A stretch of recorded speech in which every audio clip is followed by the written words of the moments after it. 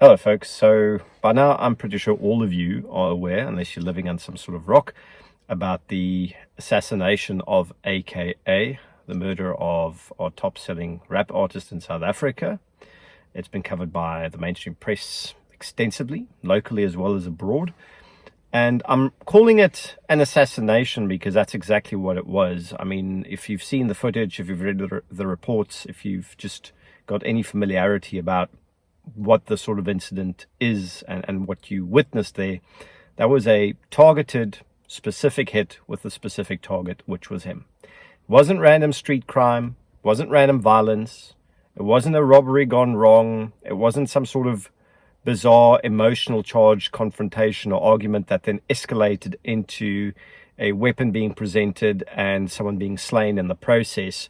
It wasn't drug related or alcohol related. This was a straight up hit. And the reason why I'm emphasizing that so hard is because, again, in the wake of this, just as we had in the wake of the Senzo case and a few other high profile things, there's a celebrity that ends up murdered, or anyone really, high profile individual that ends up murdered in a targeted hit like this. And all of a sudden, we're having a gun control discussion, debate, or conversation. And that just, I do not understand why. I don't get it. The gun control legislation has nothing to do with this. But let's segue for a moment, because everyone is talking about crime and violence, okay? About numbers of guns lost, and I addressed that in my previous video, and why those numbers are bunk and nonsensical. It's not about the guns.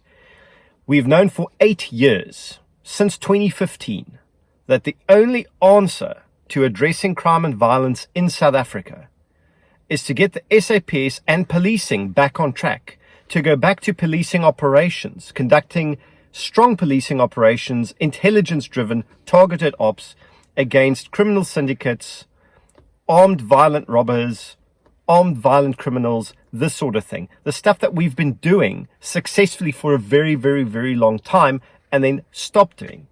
And presently sit in a situation where the South African Police Service cannot even fulfill its constitutional mandate, where the previous National Commissioner referred to it as being an impossible, his words, task.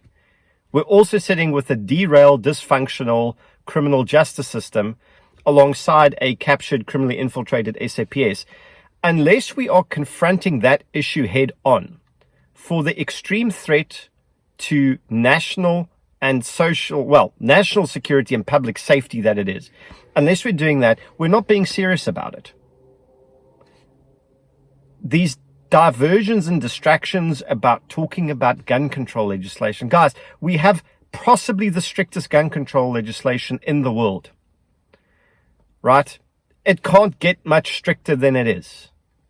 We have a pathetically low rate of civilian firearm ownership in South Africa. South Africa, according to the Small Arms Survey, rates in 89th place. We have like 9.8 guns per 100 people.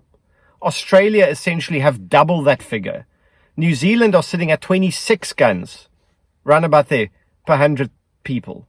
Canada at 34. All of Western Europe, most of the rest of the developed world have far more firearms per 100 people than we do, and they've got a fraction of our murder rate. Clearly, this is not about access to firearms because, guess what?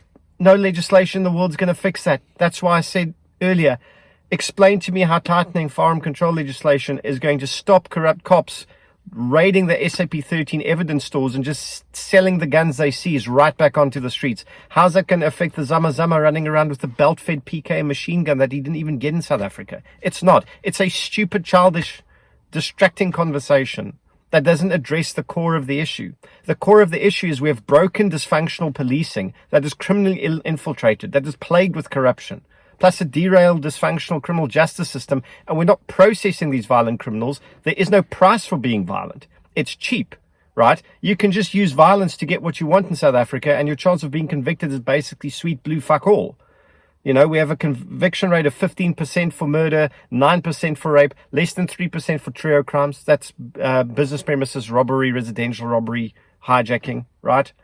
There's no price tag attached to being a violent criminal piece of shit. There's none, right? We don't even have a sufficiently high number of armed civilians, in my opinion, to really be a proper deterrent. That's why we are skyrocketing to being the #1 most homicidal nation on earth. We're on track for that. The ISS discussed it in a paper over the weekend that they released. Funnily enough, right, ISS, Institute of Security Studies, no friend of gun owners. They didn't even talk about gun control. They talked extensively about the crisis of policing. So if we're going to be serious about turning the tide against crime and violence in South Africa, if we're going to be serious about solving this issue, then we need to talk about policing. And we need to shelve this gun control nonsense and talk about the real issues. But until such time as that happens, nothing's going to change. Okay, we can forget about it. So South Africa, my question to you is it time to get serious for serious discussions? Or are we going to carry on going around in circles and circles every single news cycle something like this happens and talk about guns?